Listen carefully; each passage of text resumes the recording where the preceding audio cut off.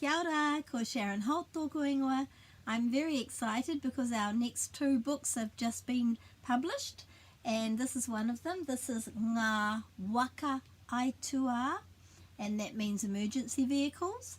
And so this one is one that I've been wanting to do for a while. It's got lots of sirens in it, and it features a really cool sentence structure, starting with he aha te rā tangi. He aha te rā tangi means what's that sound, what's that noise, and then it's he tangi whakatūpato, siren. And so the first siren, you can see a little glimpse of what the vehicle is there, a fire engine.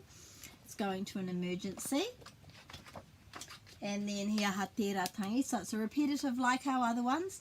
What's that noise? It's a police car going to an emergency. And then we've got ambulance going to an emergency.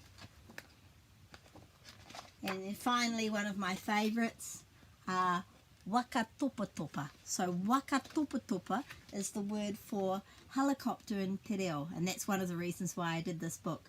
So I'm sure you'll love it. I'm sure the children will love it as well. Then the emergency vehicles are all going back to their stations because there's no emergencies anymore. Everything's been sorted out.